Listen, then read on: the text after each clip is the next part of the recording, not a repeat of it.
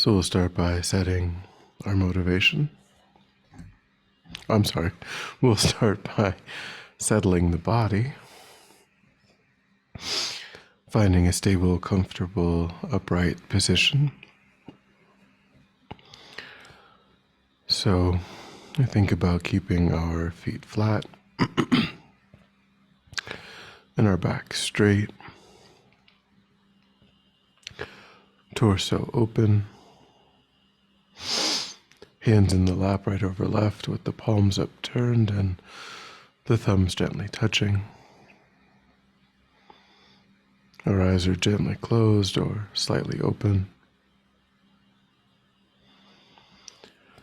Making sure to let in enough light to remain alert. We try to avoid slouching or leaning.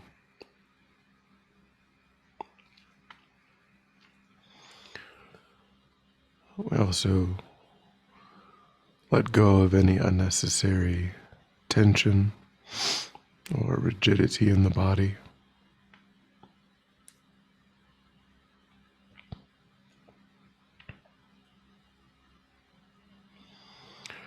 Relaxing into a stable, comfortable, upright position.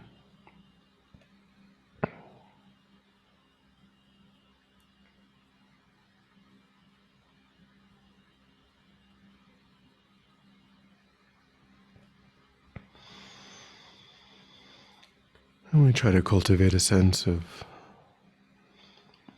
moving our awareness away from the outside environment, allowing sights and sounds to be as they are without investigation.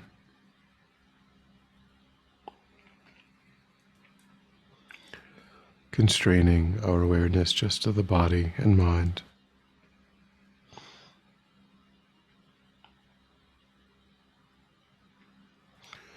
Concentrating that awareness in the present moment by attending closely to the physical sensation of the air moving into and back out of the tip of the nostrils.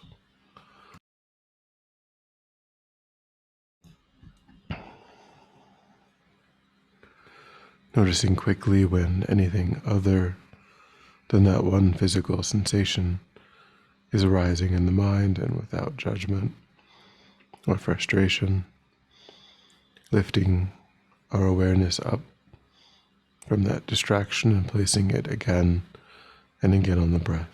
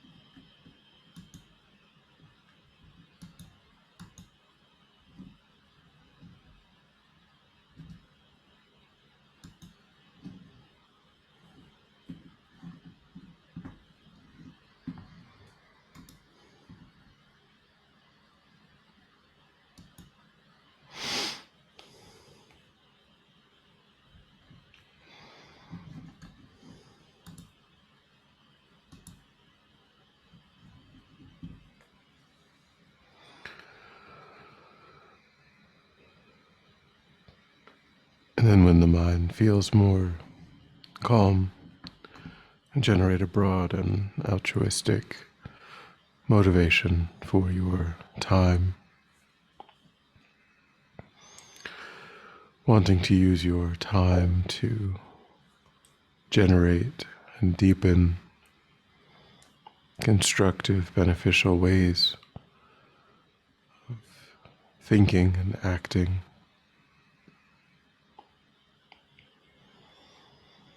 Ways that are peaceful, useful for oneself, and often would naturally, spontaneously motivate actions that benefit others, and to reduce and ultimately eliminate habits and tendencies, ways of thinking and acting that are agitating in the mind when they arise, and often motivate actions that cause harm to others.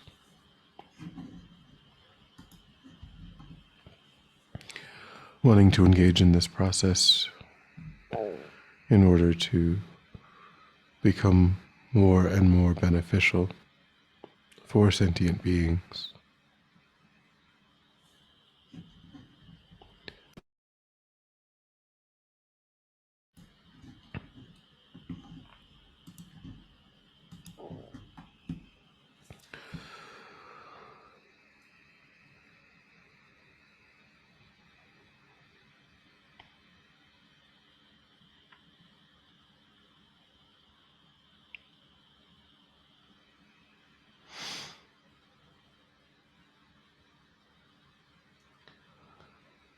And then with that motivation, we can begin to contemplate the Buddha's teaching on the nature of our mind and the minds of all sentient beings. Its fundamental clarity and awareness.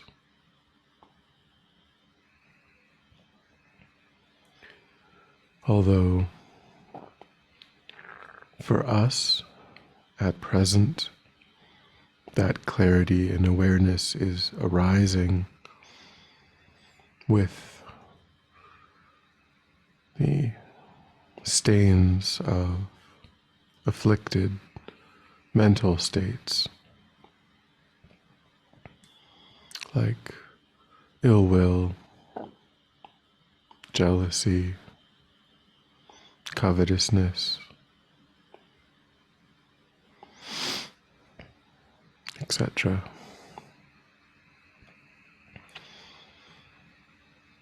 These stains are not qualities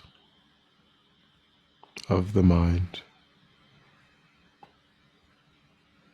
They're layered on top of the mind and empowered by mistaken ways of thinking and relating.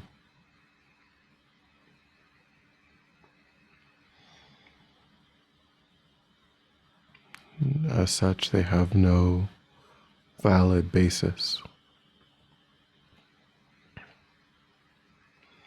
and are therefore removable from the mind.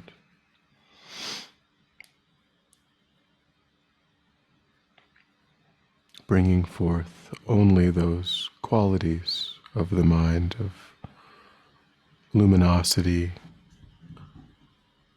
and awareness.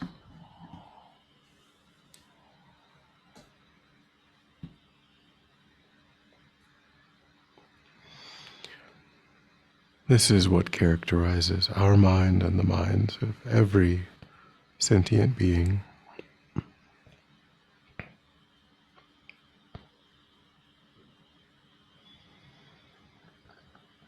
So take a moment to bring to mind whatever experiences you've had,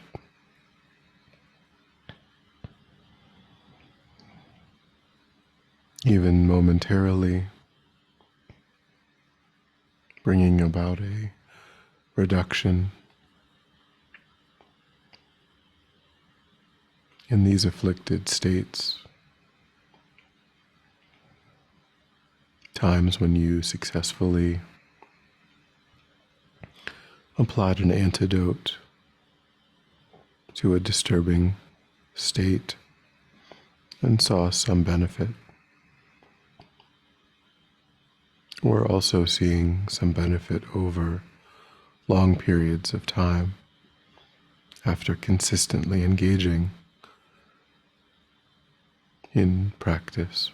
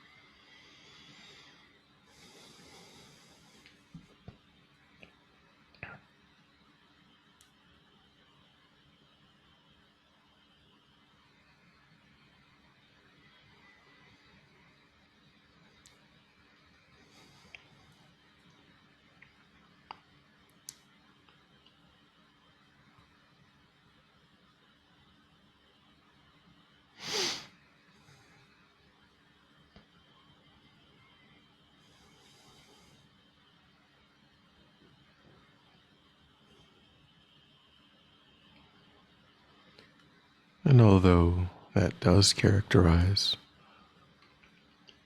every sentient being, it's also true that not every sentient being is equally poised to engage in that process of removing those temporary stains from the mind.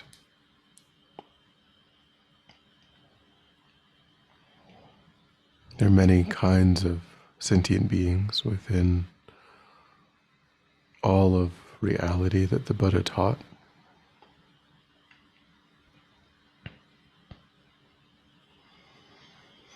And for various reasons, either the presence of too much suffering,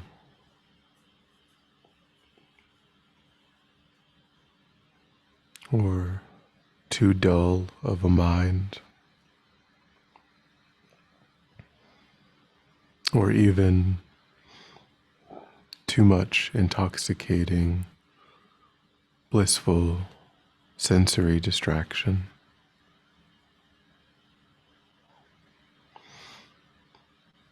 For various different reasons, beings not in the human realm are extremely unlikely to be able to engage in any meaningful spiritual development.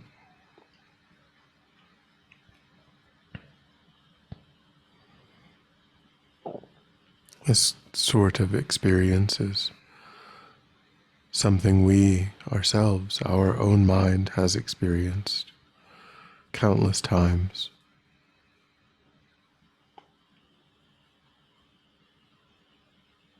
but presently we're free from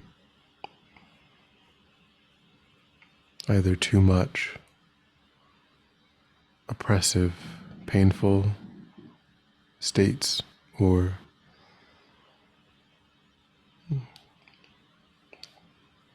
being distracted by overwhelmingly blissful sensory experiences,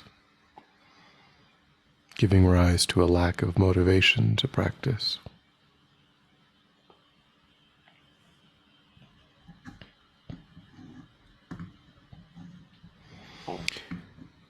Even within the human realm,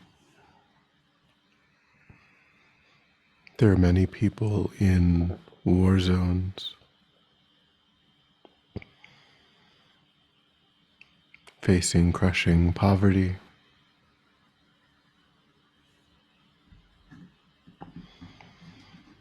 living under oppressive, controlling regimes,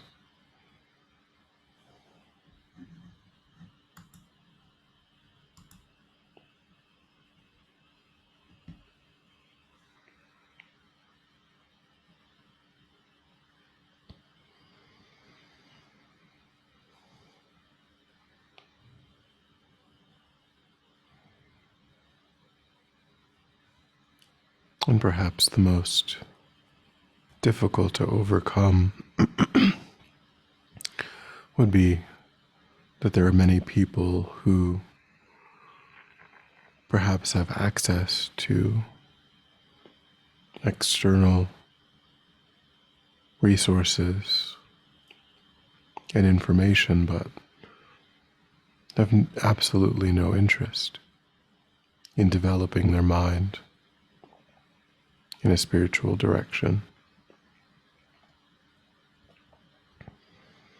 thinking only perhaps of increasing their wealth or their power.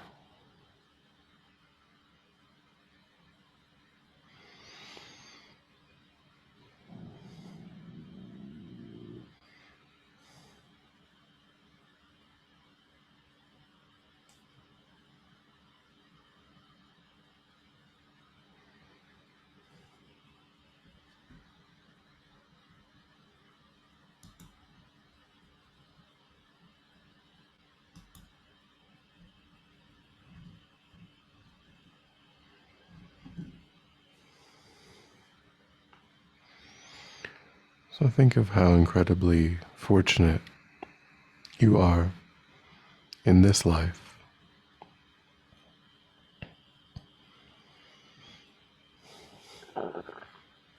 Thinking of all of the different scenarios that could easily have arisen.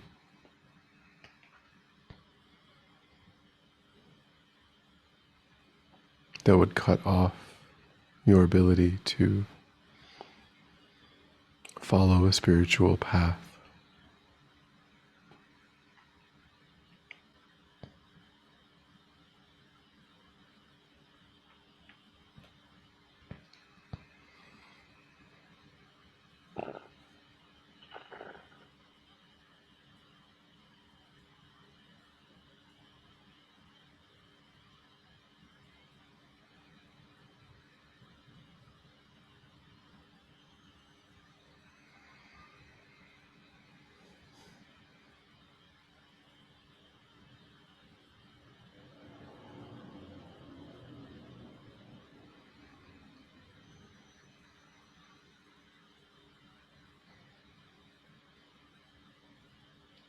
Try to give rise to a deep sense of how incredibly rare and precious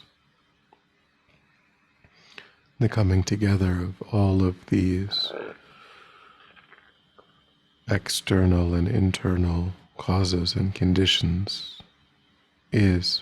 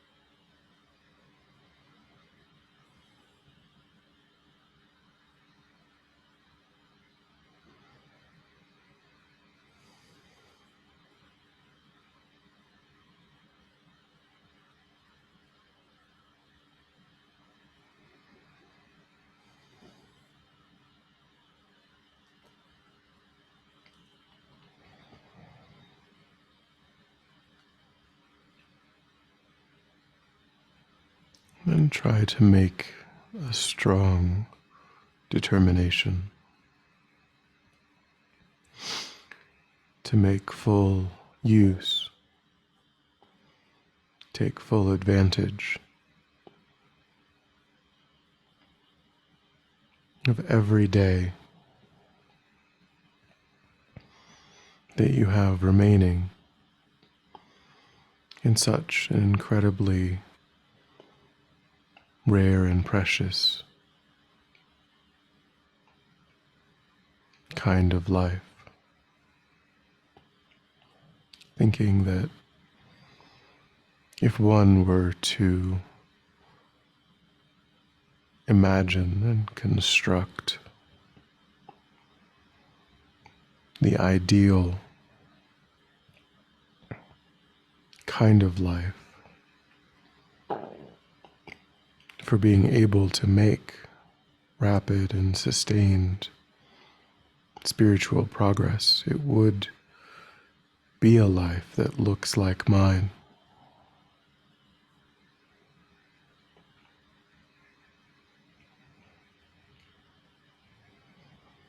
So be resolved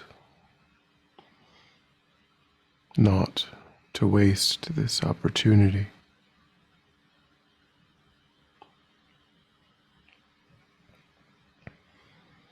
To turn away from lesser pursuits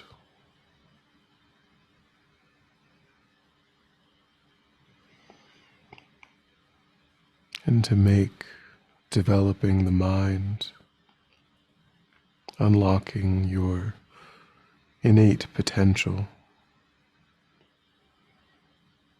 a cornerstone of the rest of your life.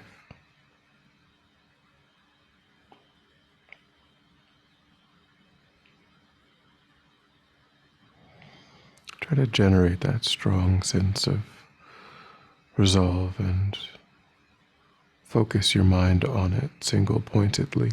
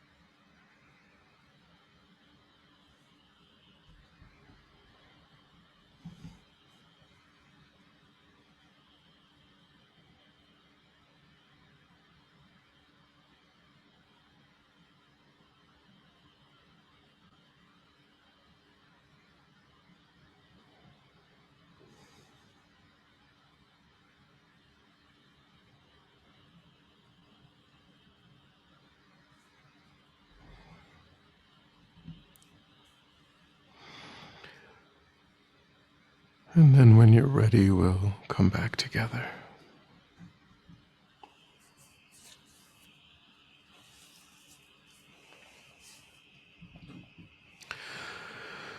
And we'll dedicate. So recollect your altruistic motivation and think that by having engaged in this contemplation, you've actualized that motivation, created positive energy in the mind, and think that you offer the fruit of your practice, that positive potential for the benefit of every sentient being without exception. Thinking may it serve as a cause and condition to eliminate war and conflict, poverty, disease, famines, disasters, all painful inner and outer conditions. May it fully ripen the minds of all sentient beings. May they quickly meet perfect teachers and arise in the state of full enlightenment. May I too achieve the state of enlightenment in order to work for the benefit of sentient beings perfectly. May any obstacles facing the Guru's long life be completely dispelled, and may I and all sentient beings in this moment come under the joyful care and guidance of enlightened beings. May we be guided and protected until we swiftly achieve that state of enlightenment.